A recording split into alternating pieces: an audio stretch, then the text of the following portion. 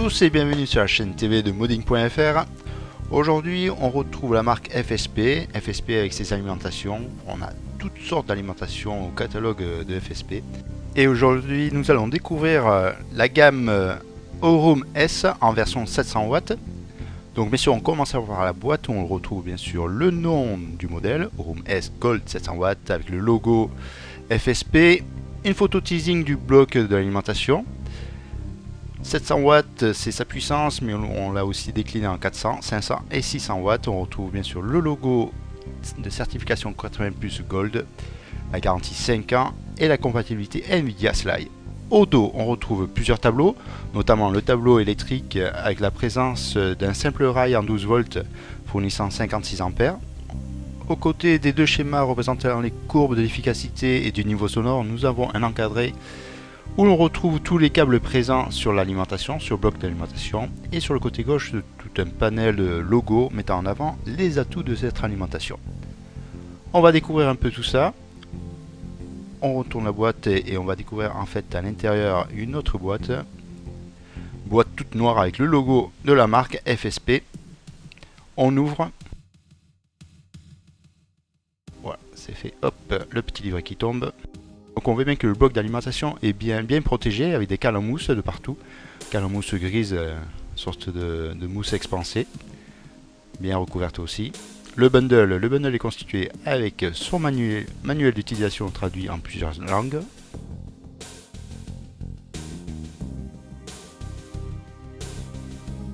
Le cordon d'alimentation, cordon secteur, noir.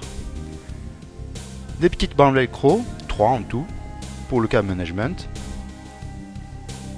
Et les classiques vis à main qu'aime bien fournir la marque FSP.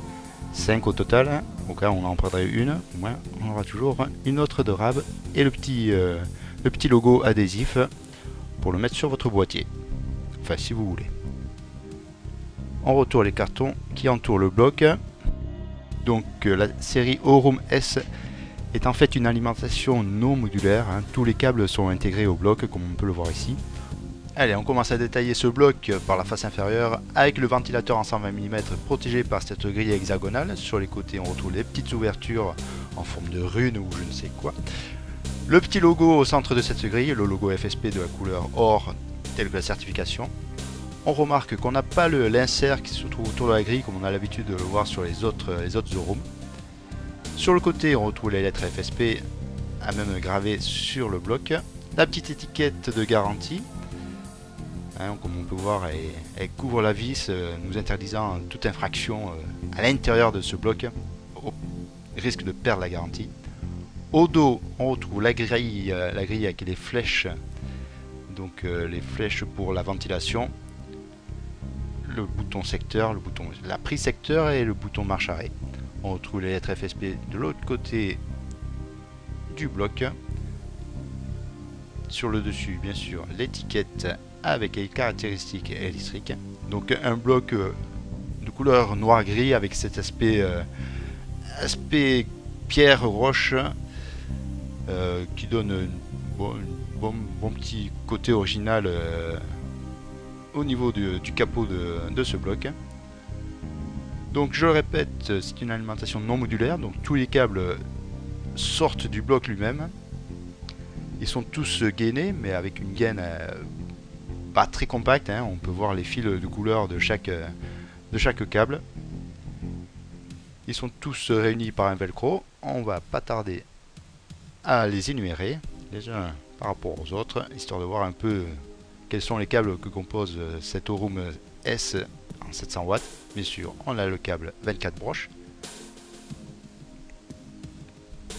On retrouve ensuite le câble CPU qui doit être par là, le voici. Donc en 4 plus 4 broches. 700 watts, ça a de quoi alimenter de bonnes cartes graphiques. Donc nous voilà avec les deux câbles PCI Express. Deux câbles avec chacun deux prises en 6 plus 2 broches.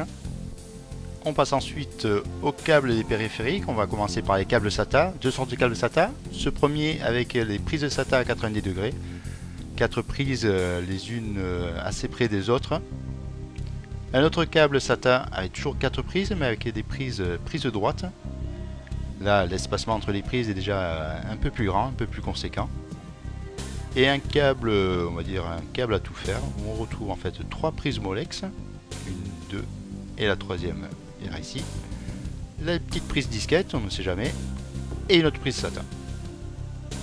Voilà, des câbles bon, assez longs, on va voir ça de plus près ensuite avec le test de cette alimentation, de cette room S en 700 watts que nous ferons bien sûr sur le site de modding.fr. Je vous invite d'ailleurs à venir nous rendre visite, à consulter tous nos tests que l'on a effectués. Je vous remercie de nous avoir suivis et je vous dis à une prochaine fois sur la chaîne TV de modding.fr. Allez, ciao le loup et merci bien.